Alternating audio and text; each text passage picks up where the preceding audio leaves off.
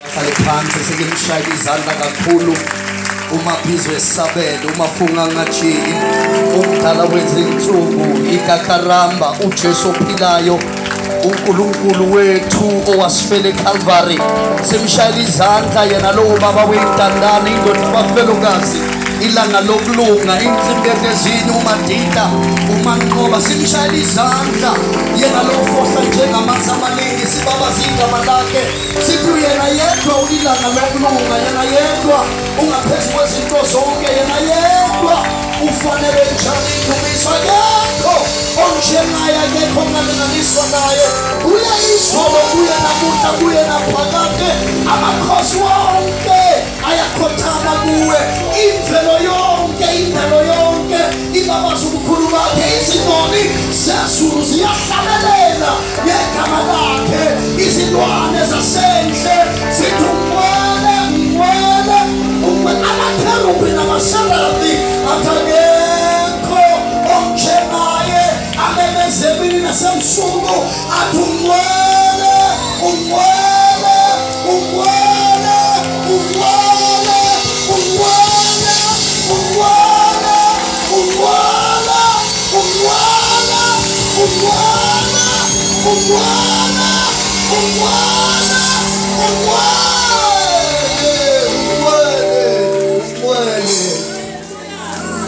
Umwele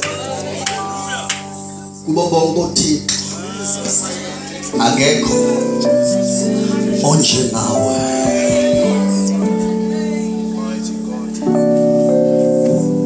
Thank you, Father. Ebenezer usigcine kwaze kwala uhambe nathi kwaze kwala nasibheke emuva my Father uma wena zangume ngakithi ngabe sabaye impango yamazinyo ezitha zethu kodwa siyabonga ugile lwaphukile saphunyuka njengenyoni. You're worthy to be praised. I guess Father, this is in the presence of the Lord just for a moment. Kudabosh kedea sata baba. Can I get started 2 minutes? Just pray in the spirit if you can. Uombonge chungulu ribo shaka. Tiki yaki yakatatu sege katabosh. Besi nuktando nguwe ngalolu hlobo. Uyinu muntu uze wena umlandelele kangaka. Ma brode tasuka baba. Ikadia sobodea hatuyeketea. Ini siki ya milagro sebelea toko serea. Ni muntu wena umtane gangaga. Leboshida ina boko mose. Yede brosta ni apudeni darasu yede bakaye de asuru. Yelatu ya sabadatu yede debosa la yekadai. Ira bados kababaya dosi ya lamandu ya kabadu yesea. Ira babu yesea dia muye dia kuyesie ni baba sie kaya lure ya badu ya sie la do yede masude ya raba yede side ya rabosea. Urie sabadi abandoni yesie de ba yede arade. Yere ya se la baba ya no sorome. Yere de bosie la ye kiria sudaye. Hiri baba ya le baba sivada ye basi baba ye basuru. Yere ya se la baba ye basi de ara sobo.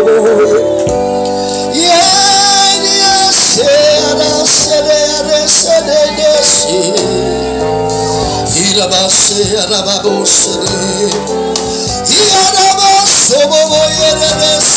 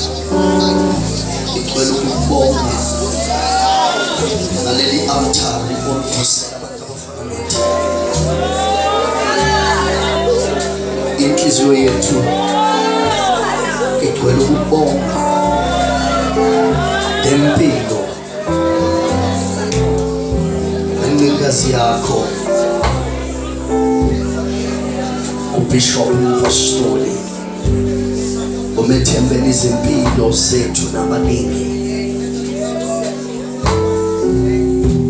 We salute you, Father. We salute you, God. We salute you. Thank you, Jesus. Singahlala phansi bathandekayo egameni lenkosi yethu Jesu Kristu. Amthatha ithuba ngibingelele phakathi kwethu the bishop, the apostle, uNkulunkulu ambizile wavuma ukubizwa ukuze abe impendulo emthandazweni yalabo bekade bekhala. Nanoma yiphi noma nanoma ikuphi la ngihamba khona ngivamile ukuthi ngisho indaba leyo ukuthi uNkulunkulu naye ezobiza uMose wayembizela ukuthi bekhona abantu abakhalile naye sifika kuye in Exodus chapter 3 uthi ngibonile ukuhlupheka kwabantwana bami ngiswile ukukhala kwabo ngehlile ukuze ngibakhulule. Kodwa bese ethi uNkulunkulu naye ekhuluma lapha athi nawukho leyo nto nje inakho nje ukumdisturba. Ngibonile ngizwile ngehlile nawukho ubona uNkulunkulu kwehla uNkulunkulu kuze uNkulunkulu ukuhamba umuntu. Ngoba njalo uNkulunkulu mayike wezwa wabona wehla, somebody must go. Somebody must go to be an answer to the prayer. And akuvamile ukuthi lo ohambayo kube uyena okhalayo. uMose wayengakhali, lithi iBhayibheli wayezithokozele endlini kaJethro. So uMose wayengenayo inkinga, wayengakhali bekhala abantu. Wabizwa lo ongakhali ukuyokhulula abantu abakhalayo. And ngesikhathi uNkulunkulu embiza uMose akanandaba ukuthi wenzani, akanandaba namaphupho akhe, akanandaba ukuthi ufisa ukuba yini empilweni udisturb iprogram yakhe ngoba sekhona abantu abakhalile khona umuntu iprogram yakhe yashintsha washintsha indlela ukwenza washintsha yonke into yakhe ngenxa ukuthi bekhona abantu abakhalayo bedinga ugcobo olufana nalolo ake sishayele uNkulunkulu izandla and honor the life of Bishop SJ. Come on, somebody lift it up and give honor to whom honor is due. Ake sishayele uNkulunkulu izandla kakhulu and honor the bishop. Amen. Amen. Siyabonga Bishop, siyabonga ukuthi uvume ngoba phela umuntu unawo amandla okunqaba. Of course akhona ama consequences okunqaba. Kodwa umuntu nawo amandla okunqaba. Na uthi uNkulunkulu embiza athi cha. Angifuni. No wenzeka lo.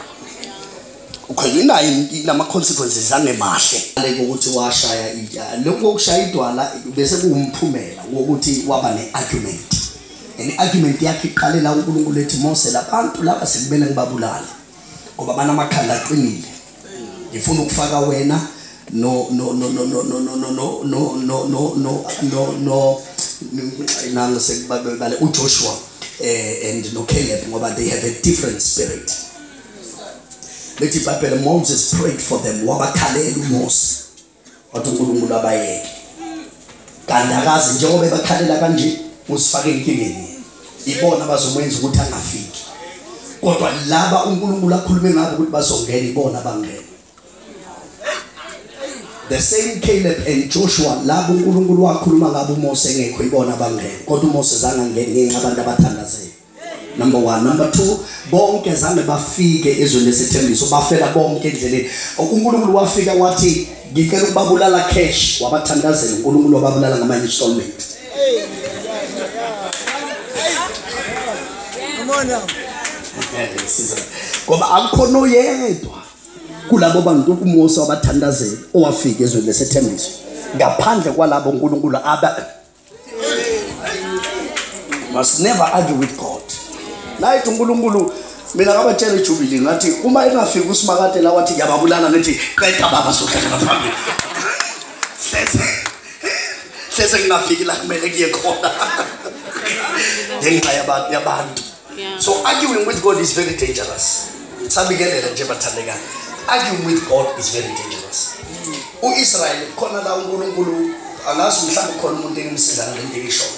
uNkulunkulu wacela uMose uke wanikeza abantwana bakaIsrael imana njalo. Lithi iBhayibheli njalo ilanga maliphuma mana will melt. So bekumele balibuthe ekseni bamthathe badle basuthe. Bebesuthiswa into ene nutritional value but ingekho heavy on their digestive system. Ngoba uNkulunkulu wayazi ukuthi kunezinto abayidingayo ukuthi uma bezodla ukudla lokho okujwayelekile kunezinto abayidingayo to service themselves. Ngoba into mayisuyidlile kumele iphume. uNkulunkulu ubeyazi ukuthi uma bengadla ukudla okujwayelekile kuzofuna ukuphuma manje labantu bahambe ehlane kuzoba neproblem. Wayesethi angibaphi into engabahambisi indlu le esisibize ngegama kodwa basuthe kunjalo. Base bedinwa bethi no sicela inyama sikhathele thina ukudlalela. Kanti abazi ukuthi inyama is going to mess up with their digestive system. Bakhala uNkulunkulu wasethi no, if they want to win the argument it's not a problem. Ngizobapha inyama for the whole month. Bayidlala ithi iBhayibheli the camp was filled with a stench. Sithi inkamu yagcwala iphunga lento abakade bayikhulekela. Now they were frustrated by what they wanted because they argued with God. uNkulunkulu uthi uyayinqaka into athi uSimakade no. Uarguishe naye besiyanukela kusasa.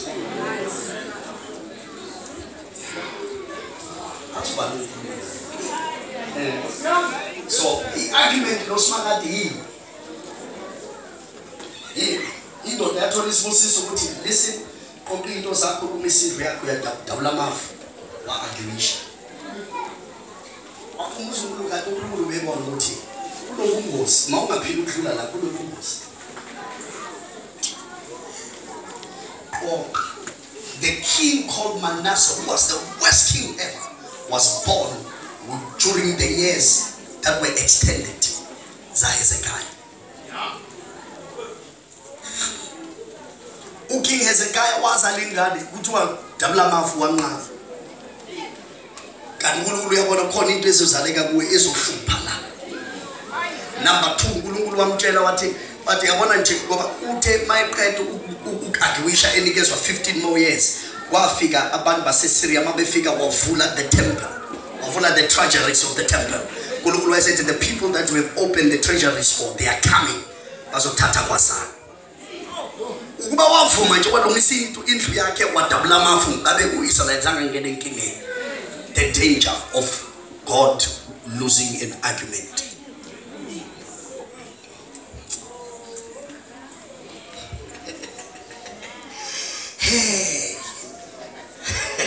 That is my personal experience of arguing with God.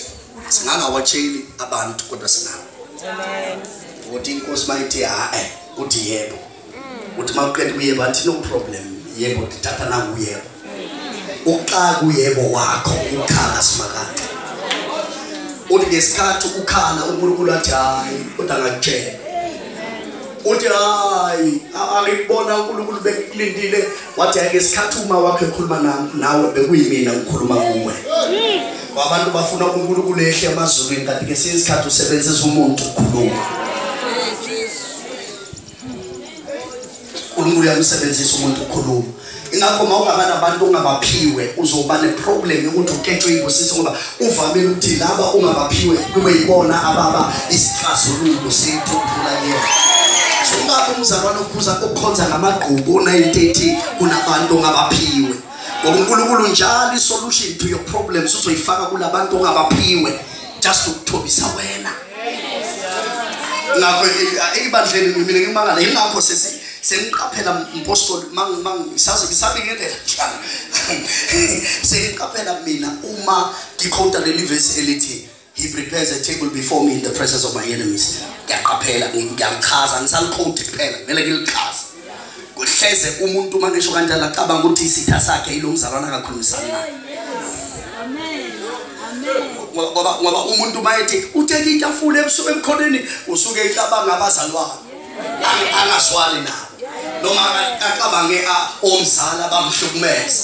Abese etshela ukuthi uNkulunkulu umbusisela ukubukisa. uNkulunkulu akabusisi umuntu ukubukisa. Noma ngabe abantu endleleni yokubusiswa kwakho bangaba nomona. Kodwa uNkulunkulu is not the purpose of the blessing.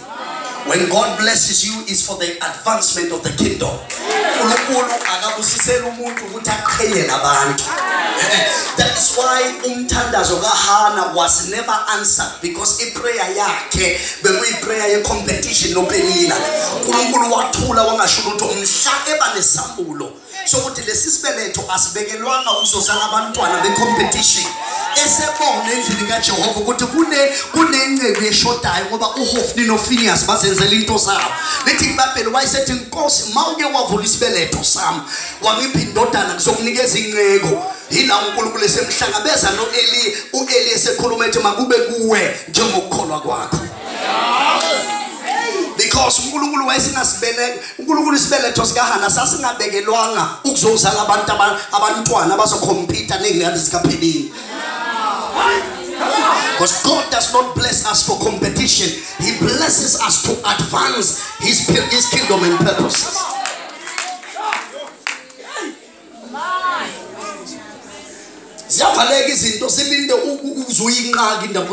This is not about me. It is about the kingdom. La ufika khona la embusweni ngoba kumele ukwazi ukubona ubuthakathaka bukaNkulunkulu. Strong. Hayi umuntu athi uNkulunkulu nobuthakathaka kumele ukwazi ukubona the witness of God in connection to the need in His kingdom. Ngoba angikuchazela uNkulunkulu is omnipotent kodwa uNkulunkulu akanawo amandla okuzala because God is spirit. Strong, sir. Yeah. And lawo mandla uyena usiphuke wona. Ama principles awabekile. manje unamandla uNkulunkulu ovula isibeletho kodwa akanaso isibeletho. UHana unesibeleto kodwa amandla wekho. So uNkulunkulu noHana bahlangana uNkulunkulu wathi wena uHana wabona wathi ngiyabona uthakathaka udinge enawunaso isibeletho. Nami nginokuthakathaka bami ngidinga umntwana kodwa anginawo amandla okuvula isibeletho. Kodwa uNkulunkulu ngipha amandla naso isibeletho uNkulunkulu wavula wazalela uSamuel. Hey! Know how to partner with God. Kulendlela esihamba. Sure. Know that everything that God gives you is about Him. Yes, sir. Zonke ibusiso zakhe for Him. He blesses us by Himself for Himself. Amen.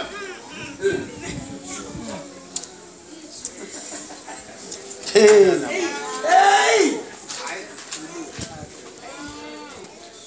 Yazi khona abantu abaright babehlupheka. Baright. uNkulunkulu futhi uvela abona ukuthi lo mangase kuvulela kuzolahlekelwa uye kunokuthi alahleke angivale la ukuthi ngimgcine la.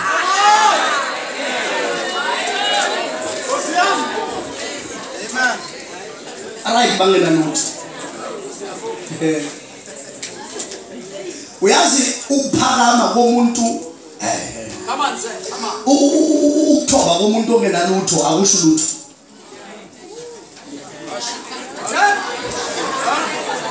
Uyakwazi lo umuntu othobekile engenalutho akusho lutho.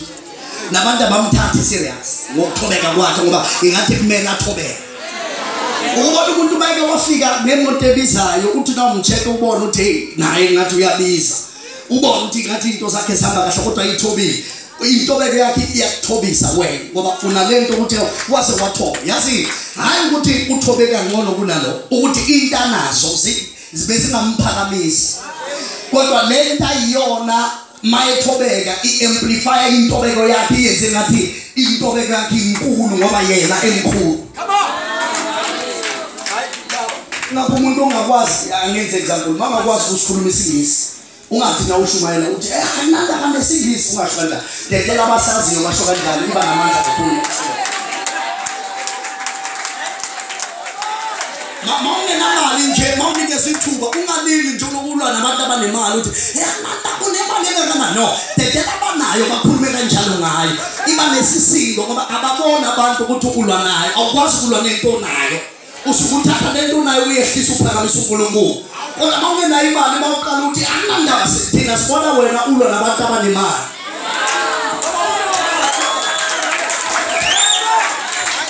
So mawungenayo nje thula udedele laba abanayo kube yibona abathi bazalwane isona about money. Bese bekhuluma isikisi sakho this is sophisticated. It's not about money. It's not about money. It's about the grace of God. Amen. Bayeke so hamba kahle kakhulu. Amen. Awulile umpostolutu. Lile if I fold yonke apostles, prophets, evangelists, pastors and teachers. Bingelele izincebukazi zikaThixo ezikhona phakathi kwethu. Umakoti wewundlu ibandla likaKristu abantu bathengwa ngenani eliphakeme. Ngiyabingelela egameni lesithanda sethu isifonono sethu isangela sethu selala ithamba lwami lethu leKentucky uJesu waseNazaretha. Siyabonga. By the way angihamba ngedwa ngihamba no brother Thabani akashadile indodana awuthi Sandla is not married as yet.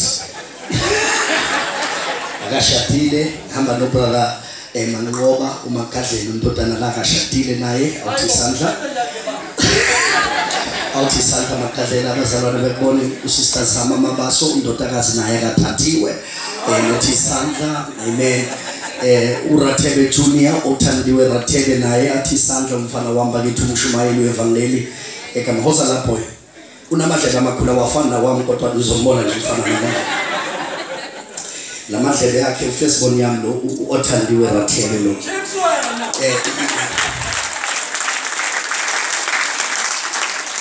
omunye umfundisi ke yokumushe ngegama unengane namadlela amakhulu manje wayesebuza unkosikazi wakhe uthi lamadlela lawa amadlela lawa awafana wami unkosikazi wakhe wathi akaNkulunkulu.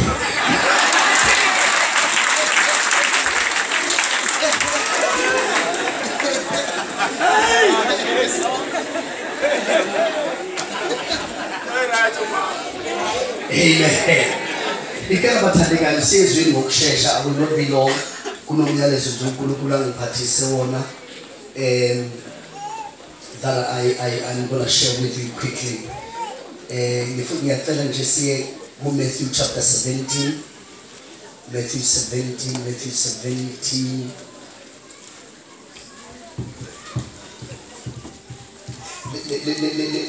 Lo myalezo umpostoli uNkulunkulu usebenzise kakhulu enhlizweni yami. And as I was praying this morning, meditating on the word that God has already given me, kunezinto ezofuna uNkulunkulu ayigcizelelile namhlanje kuseni eziza kuba isibusiso thina sonke esila in the presence of the Lord.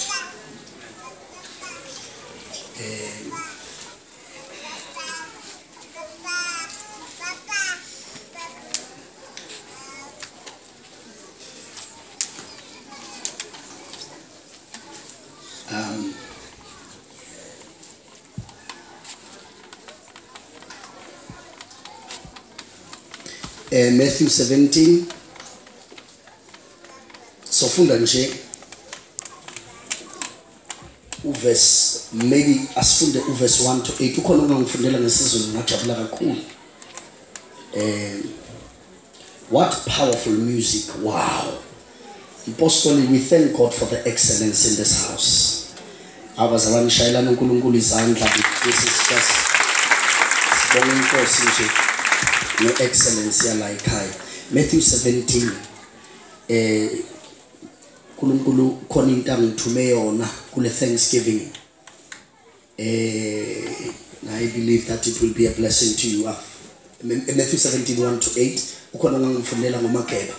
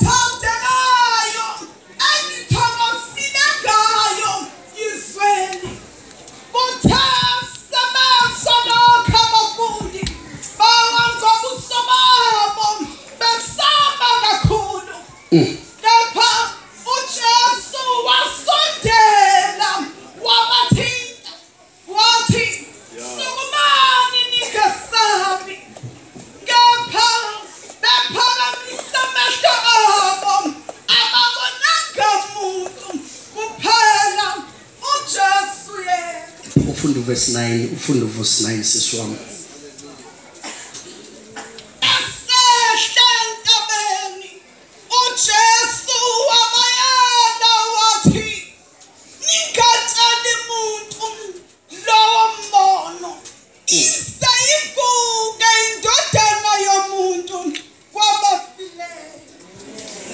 Wafunda ungathi belibhalwa wena ake nishayele isandla Wow. My God, my God, my God, my God, my God. I guess Bamba Mesho sikhuleke in the presence of the Lord. Baba izwi lakho leli izwi lakho linguwe linamandla lingamandla liyaphila. Nginqaba ukunika kokwami ukuhlakanipha. Nginqaba ukunika kwazena ukulishumayela izwi lakho. Ngincika kuwe moya ingcwele kaNkulunkulu that will use me for your glory today. Abantu bakho bengezwa iphimbo lomuntu kodwa bezwe uNkulunkulu uqhubeka ekhuluma nabo. Egameni lenkosi yethu Jesu Kristu siyabonga ukuthi lonke uhlobo lwemimoya contrary to the teaching and preaching of your word under our feet in Jesus name. We thank you. Egameni lenkosi yethu Jesu Kristu. Amen. Amen.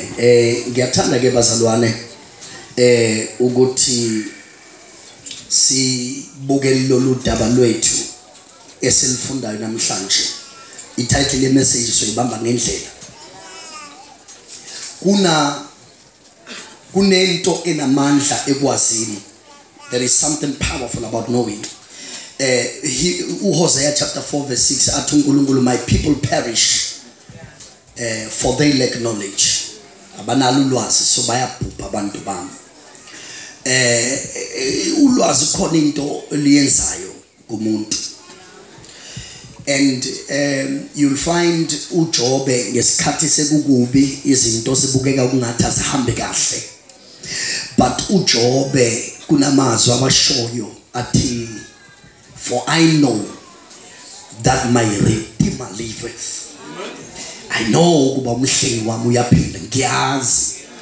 Umpostoli Paul in the book of Romans chapter 8 verse 28 khona amagama washoyo uthi, for we know that all things, we know siyazi asikholwa siyazi ngoba sesidlulile kwi-level yokholwa, sesikwi-level yokwazi. So Paul does not say we trust, doesn't say we believe, doesn't say we think, doesn't say we hope. He says we know. Now umuntu waziyo ayikho into ongamenza yona. Umuntu ukonento ayaziyo whether I right or wrong kodwa ayikho into ongamenza yona. Ingakho ama arguments afika to the man lo John chapter 9 othi uJesu amvula amehlo noma uJesu owamenzela amehlo. Lithi bafika they are arguing uyena ayakuthiyena uyena basho into eningi lo muntu okuphilisile unamadimoni uphilise ngamandla kaBeelzebub basho zonke izinto wathi lonke nikushoya ngikwazi or nayi into mina engiyazi uthi lo muntu naye fika kimi bengabo kodwa manje so ukuba ubekhuluma ke language namhlanje bezothi kubona talk to the hand. Mina sengiyabona manje le istory eningisela ngazo azingisizi khona into engiyaziyo. When he came I was blind but now I see. So in knowledge into ebalekile ukuthi umuntu azazi futhi azi yazi yini into eyenza uAdam noEva bedle lesisithelo ukungazi. Ungazi kodwa nakhona ukungazi kwabo khona into abebeyazi, and I'll explain in a short while. Number one, in knowledge we get or gather knowledge ngezinto esipracticeayo. So knowledge comes through practice. I won't have time to this was mentioned, but I won't be able to explain that in the interest of time. So in knowledge you figure through practice. In knowledge you figure ngokubuza, you must ask and then somebody actually ufana kunezinto ongamele uyithandazele kumele umuntu umbuze zona. Uyabona umuntu mayithi ngifuna ukukushada akumele uhambe uyothandaza umbuzo unezikweleti engakanani, akumele uthandaza ubuzo ukuthi unengane ezinye ngaphandle kwalezo uzaziyo, akumele uyokhuleka lobona lezo zinto. Usungakhuleka ukuze uNkulunkulu angambule akwambulela izinto ongazazi. Kodwa kunezinto kumele uthi njengoba ufuna ukungishada lokhu kuhamba kanjani, lokhu kuhamba kanjani, lokhu ungazi uyithume emthandazweni uyothandaza uJesu. Into nje ungayibuza umuntu. So knowledge comes through asking. It comes also through learning, ukufunda. You go to school, you learn, and somebody teaches you something. It figure in knowledge through experience. Uma ubele experience in knowledge bakhona. Exposure ilete knowledge. disclosure ilethi knowledge. Then the seventh one, especially in the Bible, ilethi revelation. Isambulo silethu ukwazi. Now the difference with revelation kuzo zonke lezi ezinye, revelation ithi I know but I don't know how I know. Okay. Ngoba revelation ayihambisani nokuhlaliswa phansi kube nomuntu okufundisa izinto ezithize. Kuba nezinto osaziyo ungazi ukuthi uzazi kanjani kodwa uyazi ukuthi uyazazi. Awukhona uamen esontweni. So revelation iletha ukwazi lokho okwenza ukuthi kodwa ngiyazi. Kodwa ngazi ukuthi ngazi kanjani. Uba nenkani yokwazi ungazi ukuthi waze kanjani. Now, knowledge can be in this way. Number one, kunabantu who are uninformed. Abantu abanjani basala uninformed, meaning that abatshelwa ngalutho, abazi lutho ngoba abatshelwa ngalutho.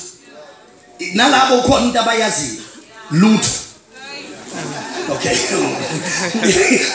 so they know nothing, but they know, but whatever they know is called nothing. Bese kuba nabantu aba esithi ba misinformed, meaning bana information kodwa akuyona right. Hile eyalimaza uAdam no Eve ngoba they were given misinformation yokuthi mhlanidla nizofana na. So kwabana into abayibambayo yokuthi uma sidla la sofana noSimakade, kanti into abangayazanga ukuthi bafana na bese befana naye vele. Awukhona kodwa basalwa bese befana noJesu bengakadli befana noNkulunkulu uqobo lwakhe, God the Father, God the Son and God the Spirit. Ngoba yena in Genesis 1:26 uthi asenzele umuntu ngani ngomfanekiso wethu enzenjani afane nathi enzenjani asifuze. So already ngesikhathi uNkulunkulu ekhuluma with himself ubenza ngomfanekiso wakhe okusho ukuthi bafana naye, kodwa ngoba abazi ukuthi bafana naye kwafika misinformation ethi uma nidla nizofana naye, kodwa already sebefana naye. Badla ekudleni bangafani naye, ekudleni kwabo balahlekelwa ukufana noSimakade ngenxa ye misinformation. Ingakho uJesu naye fika esolungisa lolu daba. Ulungisa lolu daba ngokuthi angasenzi abantu abadefine ngezinto esizenzayo, kodwa abadefine ngeidentity yabo kuye, ukuze bangazama ukwenza izinto ezithize ukube babe into ezithize, kodwa benze ngoba bayizinto ezithize. Elophinda futhi when Jesus was correcting this when he died, uNkulunkulu lithi Bhabhele, uNkulunkulu uwenza ukuthi thina we must be conformed to the image of Christ. Ngamanye amagama sifane noJesu. So kumele siqale sifane naye before siyenziswa kwakhe. Now sifana naye kanjani? Sifana naye when we receive the gift of righteousness. Unfortunately for a long time ibandla we deal with behavior more than we deal with identity. And you must just believe, narcissism. You must believe, belong, and behave. You can't behave until you belong. You can't belong until you believe.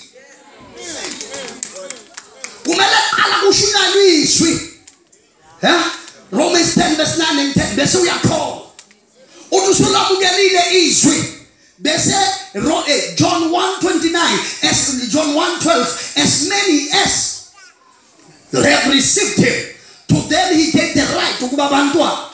Manje ngiliswile izwi seliyakholwa yaba umntwana. Manje ngoba sekungumntwana, I can display the behavior of law on them. Our Father which art in heaven, Melchizedek is the Lord's prayer. Melchizedek is the disciples' prayer taught by the Lord.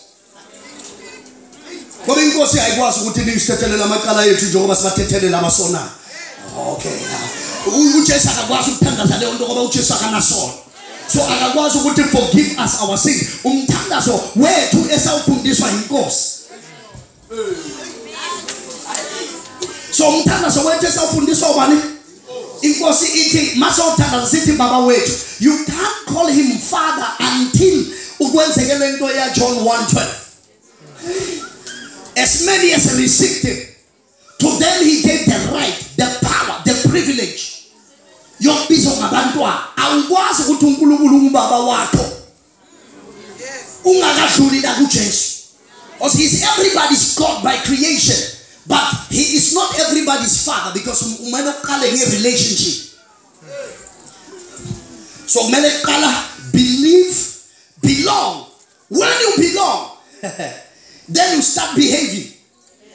Any behavior is how I DNA kuwe. Amen. If behavior, let me tell you something.